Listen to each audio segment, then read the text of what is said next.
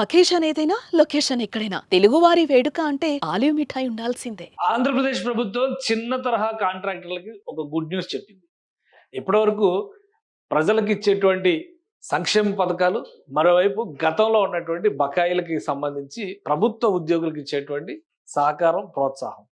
వీటన్నిటికీ భిన్నంగా కాంట్రాక్టర్లను కూడా ఆదుకునే ప్రయత్నం ఆంధ్రప్రదేశ్ ప్రభుత్వం మొదలుపెట్టింది. చిన్న మధ్య తరహా కాంట్రాక్టర్లు పెద్ద ఎత్తున పెట్టుబడులు పెట్టి బిల్లులు రాక ఇబ్బంది పడుతున్నటువంటి నేపథ్యంలో దాదాపు 2,000 కోట్ల రూపాయల నిధులను విడుదల చేసేందుకు రాష్ట్ర ప్రభుత్వం సన్నద్ధమైంది.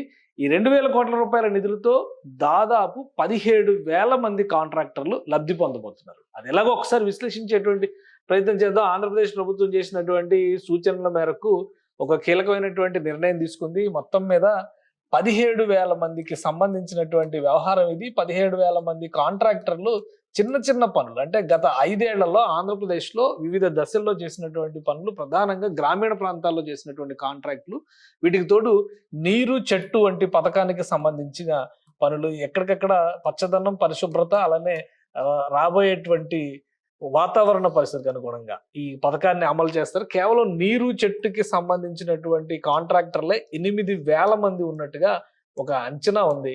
ఈ క్రమంలో వీళ్ళందరినీ కూడా ఆదుకోవాలని రాష్ట్ర ప్రభుత్వం డిసైడ్ చేసింది. నీరు చెట్టు కోసం పనిచేసిన 8,000 మంది కాంట్రాక్టర్లు ప్లస్ గ్రామీణ ప్రాంతాల్లో రాష్ట్ర వ్యాప్తంగా వివిధ రకాల పనులకు సంబంధించినటువంటి చిన్న చిన్న కాంట్రాక్టులు వేసినటువంటి మరొక 9,000 మంది కాంట్రాక్టర్లకి సంబంధించి బిల్లులు చాలా కాలంగా పెండింగ్ లో ఉన్నట్టుగా ప్రభుత్వం దృష్టికి వచ్చింది. వీటన్నిటినీ కూడా మదింపు చేసి 2,000 కోట్ల రూపాయల బడ్జెట్ అవుతుందని ఒక అంచనా వేశారు.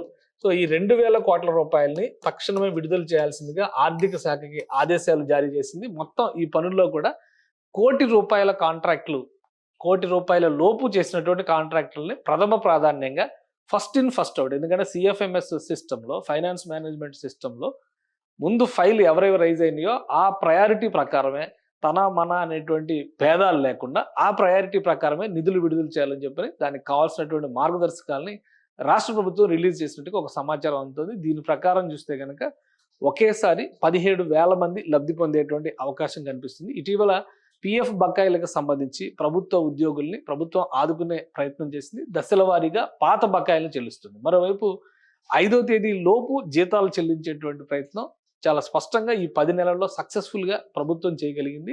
ఇక సంక్షేమ పథకాల విషయంలో పెన్షన్ల వంటి స్కీమ్స్ని ఎక్కడా కూడా ఎలాంటి ఆటంకాలు రాకుండా ఒక ఫైనాన్షియల్ డిసిప్లిన్ మెయింటైన్ చేస్తూ రాష్ట్ర ప్రభుత్వం అన్ని పథకాలని ఏవైతే హామీలు ఇచ్చి అమలు చేయడం ప్రారంభించిందో ఆ పథకాలకు ఎక్కడ ఇబ్బంది రాకుండా ఆర్థిక క్రమశిక్షణను పాటిస్తుంది. ఇదే క్రమంలో పెండింగ్ బిల్లులకు సంబంధించి పెద్ద ప్రాజెక్టులు, చిన్న ప్రాజెక్టులు, మధ్య తరహా ప్రాజెక్టులు, అలానే micro level projects, micro level works చేసినటువంటి కాంట్రాక్టర్లు అనేక మంది గత ప్రభుత్వ హయాం నుంచి ఇబ్బంది పడుతూ ఉన్నారు.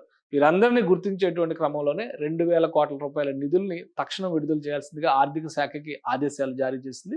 ఈ నిధుల చెల్లింపు కార్యక్రమం కూడా ఇప్పటికే మొదలైనట్టుగా సమాచారం.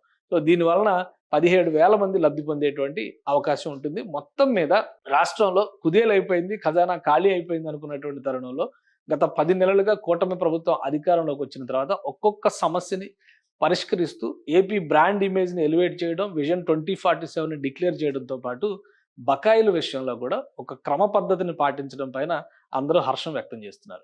సుమన్ టీవీలో మీ పర్సనల్ అండ్ బిజినెస్ ప్రమోషన్స్ కోసం కింది నెంబర్కి కాంటాక్ట్ చేయండి.